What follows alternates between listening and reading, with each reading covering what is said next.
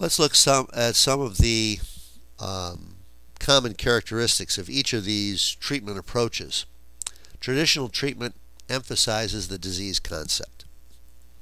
The patient is told, you're sick, you're not bad, you have a disease. We use psychoeducation in the traditional model, and it teaches the disease model that basically is aimed to remove guilt. It provides education about the disease in terms of complications, comorbidity, risks, other medical issues.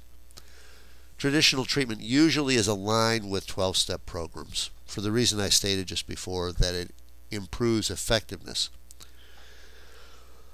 They usually also steal from psychology and involve psychotherapeutic component, and that usually involves either group or individual treatment. And the goal is really a drug-free status for the client. It's kind of the retreat model. You go off and get well. It's a timeout. It's a drying out. In the therapeutic community, this was very popular in the 60s and 70s, and there is likely some therapeutic communities still functioning.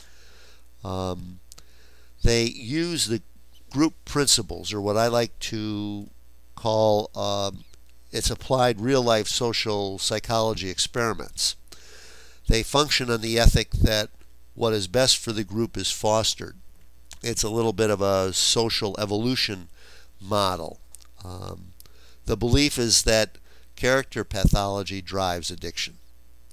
The goal is a reparenting or rebirth of the individual because the addict basically is self-centered, isolated, and irresponsible. The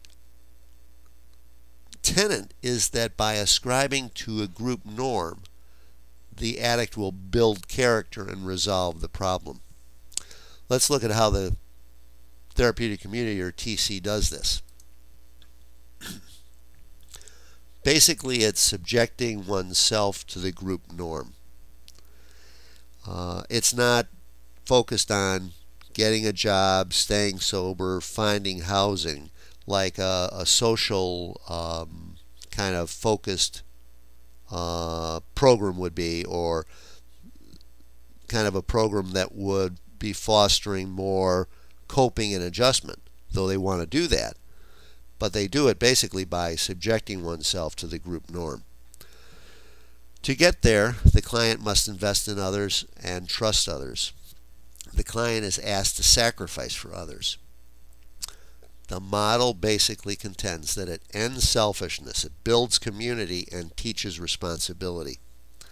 The techniques that it uses are bonding, marathon meetings, bleeds, and therapeutic discharges, along with a few others. The marathon meetings. We just tire you out. The meeting goes on and on and on and on.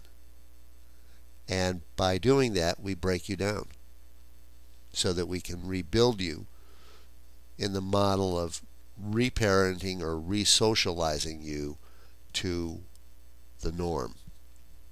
We use bonding in therapeutic communities. Bonding is basically that you're hooked at the hip with another patient.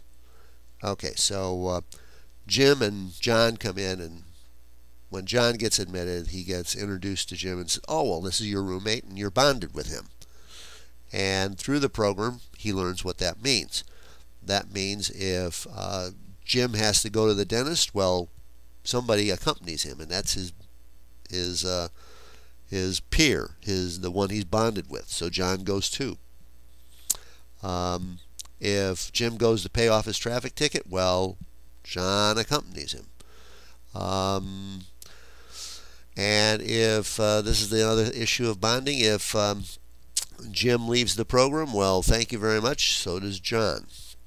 So coming back from the dentist, Jim and John, Jim smuggles in 6 reefers and gets caught.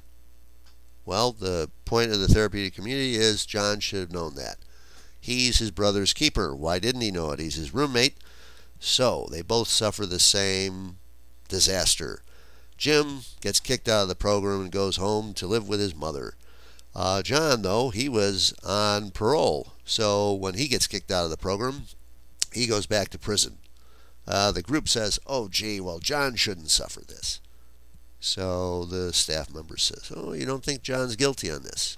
They say, no, we should keep him. So the staff will say, okay, well then what penalty will you pay for John's failure to save Jim from picking up reefers and coming back and getting half stoned? That brings in the issue of the bleed. The group bleeds in order to keep Jim and John in the program. The bleeds can be anything from cleaning the gymnasium floor with your toothbrushes all night long. It can be sacrificing desserts for the month. It can be ending all privileges, all passes for the next 3 weekends. It can be a number of things.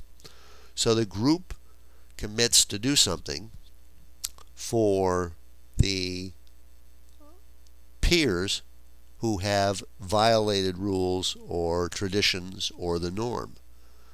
And this brings the group together. This builds community, because I just suffered for you. And the next week, you're going to look at me and know that I did something to keep you in the program or out of jail. So the next week goes on, and the group, saves Jim and John, and they're tired, and they get lazy, and they're not working in group, and staff decide that they have to raise the ante a little bit. These people aren't working hard enough. So, on one group meeting, Jim arrives a minute late. Well, again, John has failed him. That's in the model. And, well, he gets discharged. It's a therapeutic discharge. It's to raise the stakes for the rest of the group. Jim, you missed the meeting. You're a minute late. Pack your bags. John, you're going back to prison. This type of therapeutic discharge wakes everyone up. They end up more invested after Jim and John get therapeutically discharged. So one of the things that you might see as I describe this is I think that there's a power dynamic involved in this kind of model. And that's one of the reasons why I've never run a program, a therapeutic community, basically because I don't think that there should be a power differential in therapy. Counter-conditioning. It assumes learned behavior can be unlearned. Treatment programs basically would equip a room in the facility as a pseudo bar. It's based upon the learning principle that the stimulus properties have to be similar or identical to the stimulus properties that you're trying to counter-condition. It uses a classical model to design treatment.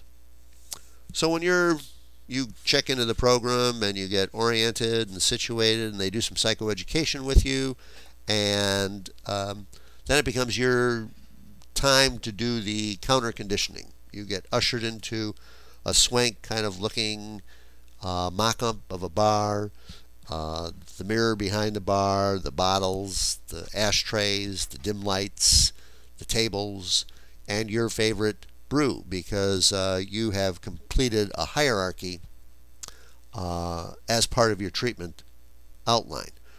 So they serve up your favorite beverage, and you take a couple sips of it, and then they serve up an emetic. And once you take that, that induces vomiting. And so you understand it's the CS paired with the UCS that produces the UR and eventually the UCR. So the conditioned stimulus, the booze, is paired with the unconditioned stimulus, the emetic, to produce, in the end, hopefully, a strong conditioned response in you.